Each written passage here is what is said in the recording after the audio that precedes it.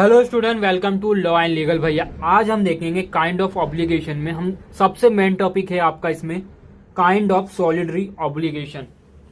ये एक क्वेश्चन आया आपके पेपर में 6 मार्क के लिए, लॉ के पेपर में आएगा काइंड ऑफ सॉलिडरी ऑब्लिगेशन। तो उसको समझने के लिए हमें काइंड ऑफ ऑब्लिगेशन समझना पड़ेगा। तो मैंने एक पूरा बनाया है, चलो समझते हैं क्या होता है। देखिए काइंड ऑफ ऑब्लिगेशन। अब सबसे पहले ऑब्लिगेशन क्या होता है। ऑब्लिगेशन यानी कि कभी भी दो पर्सन के बीच में जो भी रिलेशन होता है, ये दो पर्सन है, पर्सन ए और पर्सन बी, इन दोनों पर्सन में जो भी रिलेशन बनता है बाय कॉन्ट्रैक्ट या बाय एक्सीडेंट। देखिए कॉन्ट्रैक्ट के थ्रू भी बन सकता है, ठीक है, या बाय एक्सीडेंट। अब ऑब्लिगेशन होता क्या है, सिविल रॉन्ग होता है, यानी टॉट हमारा क्या होता है, सिविल रॉन्ग होता है। तो इन दोनों पर्सन में कॉन्ट्रैक्ट के थ्रू भी एक ऑब्लिगेशन, एक रिलेशन बनता है। या किसी आप हमेशा देखते होगे सिग्नल पे, ट्रैफिक सिग्नल पे एक पर्सन किसी पर्सन को ठोक देता है, वहां पे क्या होता है, एक्सीडेंट। तो उन दोनों के बीच में क्या बनता है, एक रिलेशन। एक पर्सन उसको मुआवजा देगा और एक पर्सन उस मुआवजा को लेगा, यानी कंपनसेशन लेता है, डैमेज को लेता है। तो उसे कहा जाता है ऑब्लिगेशन। यानी कि आप एक कॉन्ट्रैक्ट थ्रू भी बनता है या बाय मिस्टेक या बाय एक्सीडेंट भी बनता है, उसे कहा जाता है ऑब्लिगेशन। एक रिलेशन बनता है, उसे कहा जाता है obligation. Kind of obligation between two parties. अब यहाँ पे हम दो पार्टीज के बीच में देखेंगे काइंड ऑफ ऑब्लिगेशन क्या होता है। देखिए सोल ऑब्लिगेशन क्या होता है, इसमें एक क्रेडिटर और एक डेप्टर। अब मैं आपको ये बता देता हूँ कि क्रेडिटर क्या होता है। क्रेडिटर यानी जो पैसा देता है, याद रखना, जो इंसान पैसा देता है उधार पे किसी और को। ये कौन होता है, जो पैसा लेते हैं किसी बैंक से, किसी कंपनी से, किसी आदमी से, कि अपने दोस्त से भी ले सकते हैं। यानी ये पैसा लेता है, ये देता है। मैं यहाँ डी लिख देता हूँ, यहाँ एल लिख देता हूँ। लेने, ये एल का मतलब लेता है, डी का मतलब देता है, ठीक है। अब सोल ऑब्लिगेशन क्या होता है, यहाँ पे एक ही आदमी की बात की जाती है। इसमें अक्सर एक आदमी ही देने वाला रहता है और एक ही आदमी लेने वाला रहता है। जैसे कि हमने ये दो आदमी को देखा, ए और बी। तो सोल में क्या होगा, ये हमारा क्या हो गया, क्रेडिटर, ये डेप्टर। अब इसमें ना एक ही आदमी हमेशा होते हैं, यानी कि सोल ऑब्लिगेशन में एक ही आदमी होता है जो पैसा देता है और एक ही आदमी होता है जो पैसा लेता है, उसे कहा जाता है सोल ऑब्लिगेशन। लेकिन सॉलिडरी ऑब्लिगेशन क्या होता है, जहां एक से ज्यादा क्रेडिटर हो सकते हैं। देखिए ए के साथ सी होगा और बी के साथ डी भी हो सकता है, यानी कि एक से ज्यादा क्रेडिटर भी हो सकते हैं और एक से ज्यादा डेप्टर भी हो सकते हैं, उसे कहा गया है सॉलिडरी ऑब्लिगेशन। अब इसी का में हमारा ये मेन टॉपिक है सॉलिडरी ऑब्लिगेशन। आपको आपके लॉ के पेपर में 6 मार्क्स के लिए पूछा जा सकता है कि सॉलिडरी ऑब्लिगेशन क्या होता है, ऑब्लिगेशन क्या होता है। ये बार बार रिपीटेड क्वेश्चन है, तो चलिए देखते हैं काइंड ऑफ सॉलिडरी ऑब्लिगेशन। अब ये आपको समझ गया कि सॉलिडरी ऑब्लिगेशन क्या होता है। ग्रुप ऑफ क्रेडिटर्स भी हो सकते हैं या तो ग्रुप ऑफ डेप्टर्स भी, या तो एक ही आदमी से तीन आदमी, तीन डेप्टर एक ही आदमी से पैसा ले सकते हैं, या तो इन तीन क्या है हमारे क्रेडिटर, तीन क्रेडिटर से एक ही आदमी पैसा ले सकता है, उसे कहा जाता है सॉलिडरी ऑब्लिगेशन। एक भाषा और समझाता हूं मैं आपको एक सिंपल लैंग्वेज में। एक सिंगल क्रेडिटर जो पैसा देता है, हम उसे क्या कहते हैं, क्रेडिटर। तो वो एक पर्सन तीन पर्सन को एक साथ पैसा दे सकता है सॉलिडरी में, या तो एक पर्सन जो लोन लेता है वो तीन अलग अलग बैंक से लोन लेगा, तो उसे भी क्या कहा जाता है, सॉलिडरी ऑब्लिगेशन।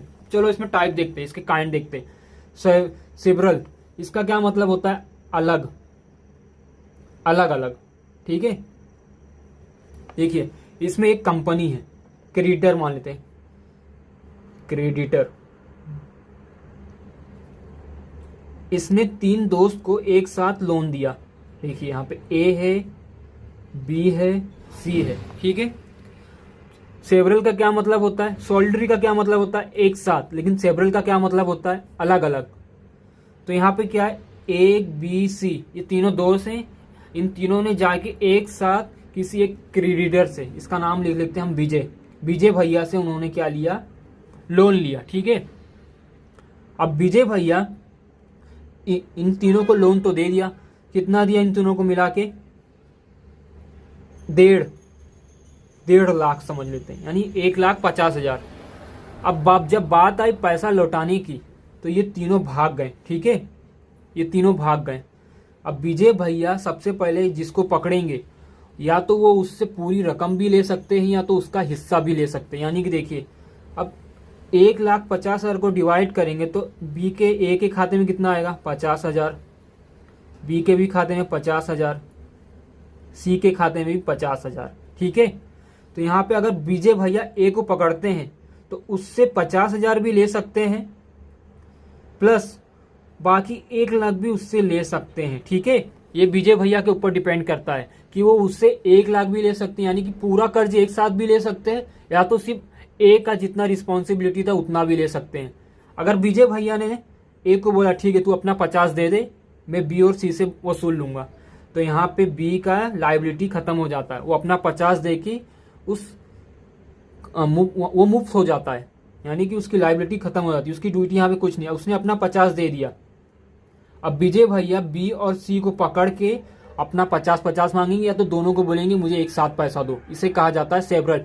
इसमें यह मतलब होता है कि विजय भैया एक साथ पकड़ के उनसे एक साथ पैसा भी मांग सकते हैं, या तो तीनों को अलग अलग पकड़ के पूरी रकम भी मांग सकते हैं, या तो उनका एक जितना कॉन्ट्रीब्यूट रहता है वो अपने हिसाब से देते हैं वो भी ले सकते हैं, ठीक है।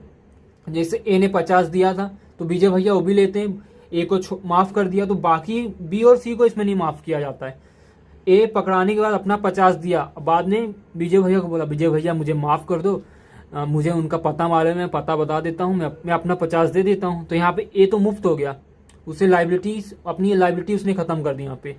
अब बी और सी क्या करेंगे, तो विजय भैया ने ए को तो माफ किया लेकिन बी और सी को अभी माफ नहीं किया, तो बी और सी से वो अभी भी पैसा लेंगे, बाकी 1 लाख रुपया, 1.5 लाख नहीं लेंगे, इसमें 1 लाख लेंगे, क्योंकि 50 से उसने ए से ले चुका है, तो बाकी का रकम बी और सी से लेंगे। अब इसी का अपोजिट होता है जॉइंट, देखिए इसमें एक साथ होता है, यहाँ लिख देता हूं मैं एक साथ, ठीक है। अब वापस से देखिए मैंने यहाँ पे ड्रॉ करके दिखाता हूँ, यही डायग्राम दिखाता हूँ। विजय भैया हैं ए बी सी, अब ये तीनों मिलके, मैं आपको दूसरा डायग्राम दिखाता हूं, देखिए एक कंपनी है। पहले मैं आपको एक एग्जांपल समझाता हूं, ए बी और सी ये तीनों एक दोस्त हैं, ये तीनों एक ही कंपनी में काम करते हैं, यानी इन तीनों की एक कंपनी है, ठीक है। कौन सी कंपनी है, फूड कंपनी। इन फूड कंपनी में ए बी और सी 3 मालिक है और ये सिंगल मालिक है, ये एक अलग कंपनी है। इस कंपनी ने इन कंपनी को यानी फूड कंपनी को एक लोन दिया, कितने का, 1.5 लाख का। वही एग्जांपल मैं वापस ले रहा हूं, 1.5 लाख का, ठीक है। तो यहाँ पे क्या करेगी जो विजय कंपनी है, ये इन तीनों में से किसी एक को भी पकड़ के उस पूरे मुआवजे के लिए, पूरे पैसे के लिए केस कर सकती है, ठीक है। नहीं तो पूरे को एक साथ कोर्ट में शो करना पड़ेगा, यानी कि इन तीनों को एक साथ पकड़ के पूरा पैसा मांग सकती है। अगर यहाँ पे विजय भैया ने ए को माफ कर दिया तो बी और सी को भी माफ करना पड़ेगा, लेकिन सेवरल में क्या था, ए को माफ किया तो बी और सी माफ नहीं थे, उन्हें पैसा देना पड़ा था, ठीक है। लेकिन जॉइंट में हमेशा याद रखना, जॉइंट में अगर एक कंपनी किसी एक पार्टी को माफ करती है तो बाकी दोनों को भी माफ करना पड़ेगा, और अगर उसको पैसे चाहिए तो इन तीनों को एक साथ कोर्ट में घसीटना पड़ेगा। एक एग्जांपल और देता हूं, देखिए एक कंपनी है, इसका नाम है कंपनी म्यूजिक। टी सीरीज ले लेते हैं, टी सीरीज हो गया हमारा। अब टी सीरीज ने 3 बंदे हायर किए, ये हमारे योयो हनी सिंह, ये बादशाह, ये मिक्का पाजी, ठीक है। अब ये तीनों की एक कंपनी है, कौन सी कंपनी है, म्यूजिक इंडस्ट्री। ये तीनों का क्या नाम है कंपनी का, म्यूजिक, ठीक है। अब टी सीरीज ने बोला कि इनके कंपनी से बात किया, म्यूजिक कंपनी से, कि मुझे मैंने एक गाना लिखा है, आप तीनों को मिलकर गाना गाना है। अब इन तीनों को, अब टी सीरीज ने इन तीनों को एक साथ पैसा दिया, कितना, 1 लाख रुपया पकड़ लेता हूं मैं, 1 लाख रुपया दे दिया। तो यहाँ पे इन तीनों में से आपको मालूम है योयो और बादशाह की जमती नहीं है, तो इन दोनों ने आपस में गाना गाने के लिए मना कर दिया, ठीक है। मैं एक एग्जांपल बता रहा हूँ, सिर्फ मना कर दिया। तो यहाँ पे टी सीरीज क्या करेगा, इन सबको एक साथ ही केस कर देगा, एक साथ तीनों पे केस करेगा। अब ये क्या बोलेगा टी सीरीज, तुम सब मिलके मेरा पैसा दो या तो कोई एक ही दे दो, लेकिन मुझे मेरा पैसा मिलना चाहिए। लेकिन यहाँ पे टी सीरीज योयो को देखिए, यहाँ पे योयो रेडी है गाना गाने के लिए, मिक्का पाजी भी रेडी है, बादशाह नहीं रेडी है, क्योंकि बादशाह का इन दोनों से नहीं जमता है। ठीक है, तो टी सीरीज इसमें क्या बोलेगा, ये तुम्हारा पर्सनल मैटर है, मुझे मेरा पैसा चाहिए, या तो मेरा गाना गा के दो, नहीं तो तुम तीनों मिलके मेरा पैसा दो, वरना तुम तीनों पे केस करूंगा। इसमें अगर टी सीरीज ने योयो को माफ किया और मिक्का को माफ किया, तो यहाँ पे साथ में बादशाह को भी माफ करना पड़ेगा, फिर उसको कोई पैसा नहीं मिलेगा। लेकिन अगर उसको पैसे चाहिए तो तीनों पे एक साथ केस करना पड़ेगा, अलग अलग केस नहीं होता इस पे। एक साथ केस करके अपना पैसा लो, नहीं तो एक को पकड़ो और सबका पैसा लो, ऐसा होता। सेवरल में क्या था कि आप अलग अलग केस कर सकते हो, इसमें वैसा नहीं है, इसमें आप एक साथ केस करना पड़ेगा। अगर आप एक को माफ करोगे तो सबको माफी मिलेगा, लेकिन सेवरल में आप एक को माफ करते थे तो बाकी दो को माफी नहीं मिलती थी। बस इन दोनों में इतना डिफरेंस है। सेवरल में आप एक को माफ करते हो तो बाकी दो का अभी भी ड्यूटी है पैसा देने का। अब जॉइंट में आप एक को माफ करोगे तो बाकी दो को भी माफ करना पड़ेगा। ठीक है, और इसमें अगर एक को आप पकड़ के पूरे पैसे ले सकते हो, इसमें भी एक को पकड़ के आप पूरे पैसे ले सकते हो।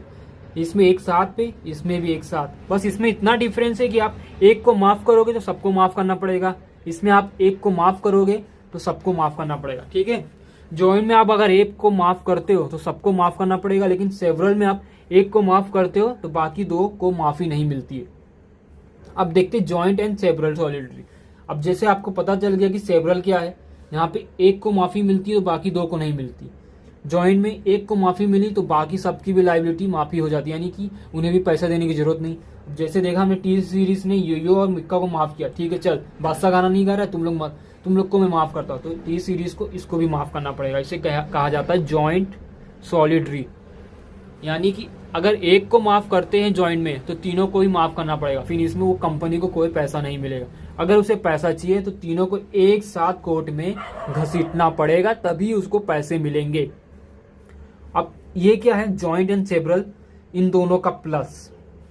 यानी कि देखिए मैं आपको कैसे समझाऊं। हाँ, यहाँ पे दो क्रेडिटर हैं, कितने हैं, दो, और डेप्टर्स कितने हैं, ये भी दो हैं। ठीक है,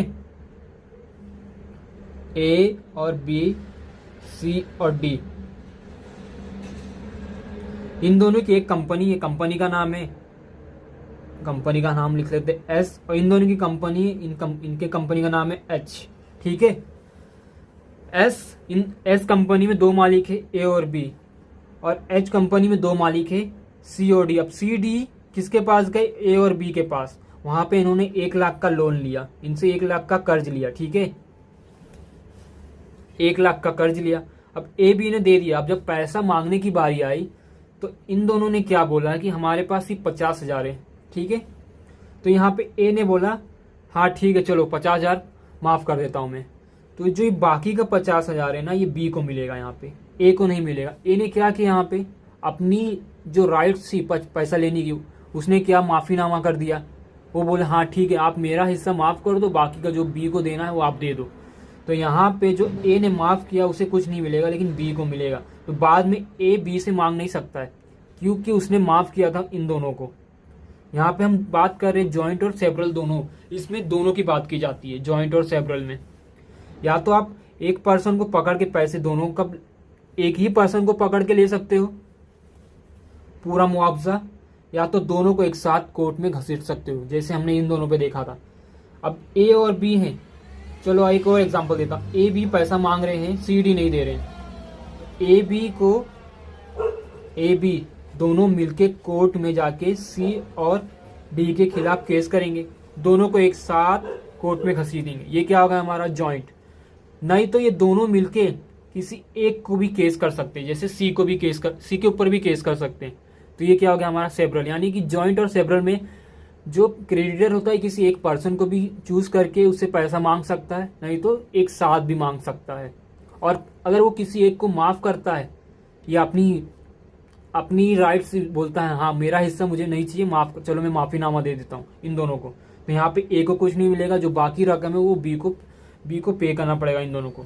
तो ये हमारा आज का टॉपिक, आई होप आपको अच्छा लगा होगा।